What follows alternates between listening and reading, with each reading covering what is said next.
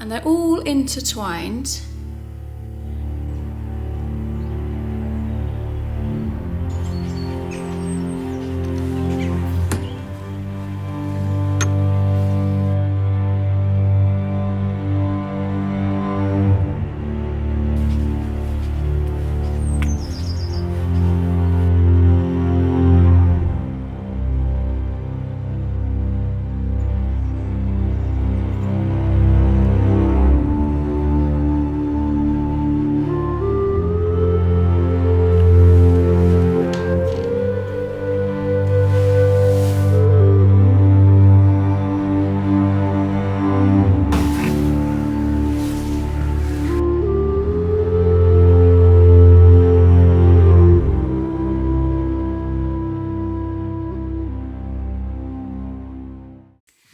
Hello everybody, my name is Jenna and welcome to my very first video. I am really excited to get going with YouTube and completely terrified at the same time.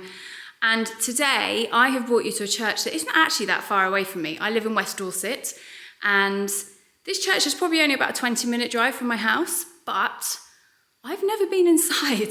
I have been outside. I have picked somebody up from this church before, but I have never ever been inside. And recently, I discovered that there was something really special in this church.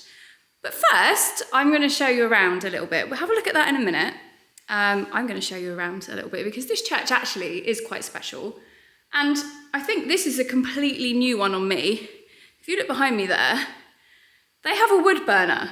I think this is the first time I've ever seen a wood burner in a church. You may have seen one, I don't know, but I mean, how's that for a wood burner? It's great. So yeah, that right there is quite cool.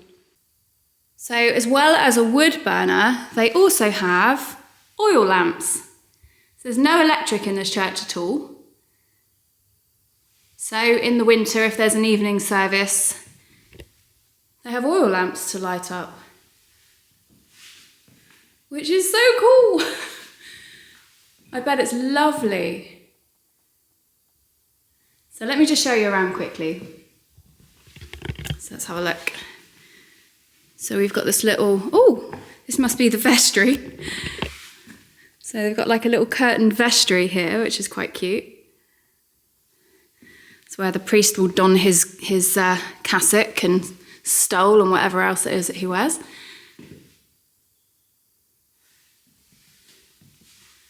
Little picture there.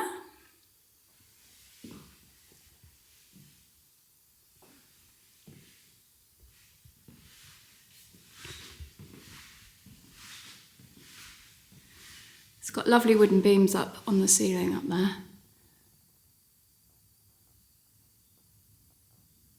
Now, I don't know much about the history of this church, I'm going to have to admit to you. I've just kind of come here really for the one reason, which I will show you in a moment. But for a church that has been described as a one treasure church, I think it's quite a treasure by itself. I think it's a lovely little church.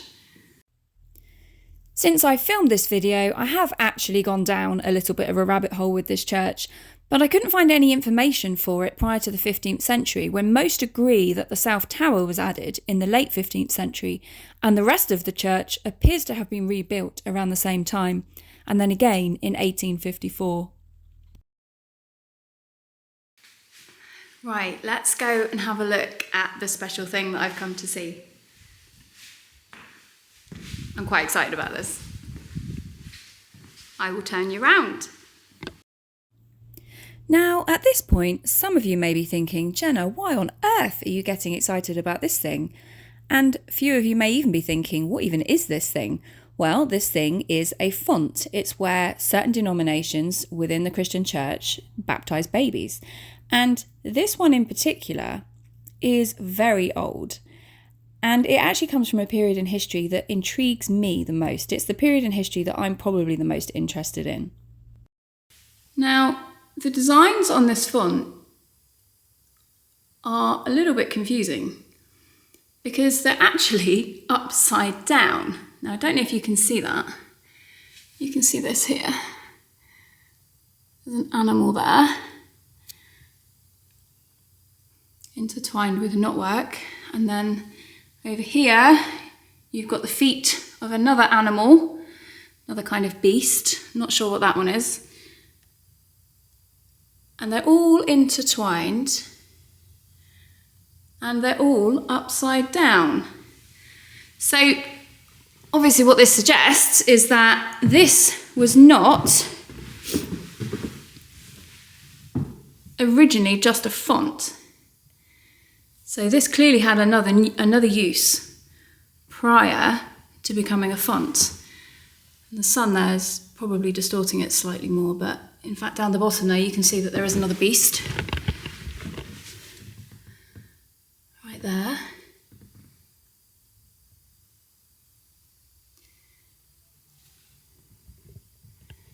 And it's believed that this font originally was actually part of an Anglo-Saxon preaching cross. We know from historical records that Anglo-Saxon preaching crosses were often erected on a site prior to a church being built. This one, according to a plaque in the church, has been dated to the early 11th century. Now, to me, that just feels a little bit late, but you guys will have to watch and tell me what you think. Let's see what we've got there. I don't know if you can see. That one's a little bit more difficult to see. You can just make out just an eye here and the snout here. And then it comes all the way up here, and then you've got the feet there. And then I'm not sure what this is made of. But yeah, they've obviously made it into a font, which is just absolutely wonderful. But that design is fantastic. I mean, it's just lovely. On the wall near the carving, somebody has very helpfully created a piece of artwork which shows what these beasts look like the right way up. And next to it, there is some writing, and part of it reads, "The carving shows various animals from the bestiary, an ancient collection of Christian symbolism drawn from strange and often mythical ideas of wild beasts and their habits. For example, the stag, which represents righteousness, and its struggle with the serpent, which represents evil. The interlacing of their limbs and the coils of the serpent is typical of the carving of the period." I'd like to just respond to this. There's a few things that I've discovered in my research. One is that the bestiary actually has its roots in ancient Greece, and it was made popular during the Middle Ages when Christians expanded and modified pre-existing manuscripts. In these, the stag often represents Christ, who is the perfect embodiment of righteousness. And the snake doesn't always represent evil, but is also used as a teaching allegory alongside scripture. The interlacing patterns are also believed to represent the interconnection of all things, both material and spiritual. And this has its roots in the pagan art produced prior to the conversion to Christianity, but the style lived on for some time.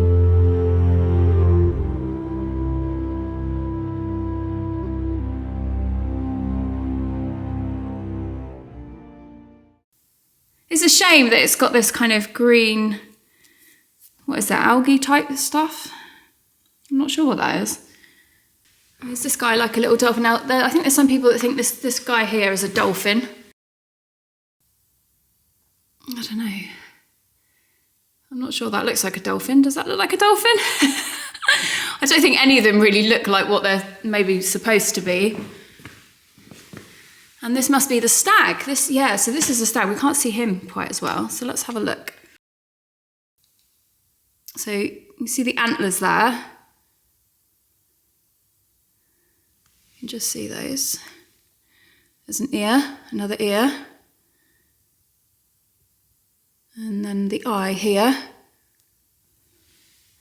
I'm going to be completely honest and say I don't really know much about the different time periods of the images and what the styles are and stuff like that. I'm still learning about stuff like that. So, I mean, if any of you know a bit more about this kind of thing than me, then please write in the comments, because it fascinates me. I love the kind of knotwork imagery anyway. I love all of that sort of artwork, Celtic art and Scandinavian art and that kind of thing. I love it. And yeah, so when I found out about this, I was just super excited. I had to come. And I thought, yeah, well, it's quite a cool thing to do for my first video. So yes, there you go. That is the Melbury Bubb font. And what a cool thing to be baptised in. That's very cool.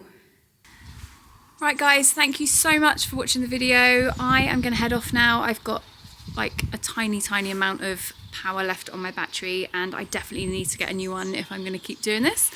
I might have a little wander around the churchyard, see if I can see anything. I might take a bit of footage with my phone. And there might be a monument here to a gentleman that I might be looking at next time, so stay tuned for that. And if you've enjoyed this video, please like and subscribe and leave a comment, say hi, and I will catch you later. Thanks guys, bye.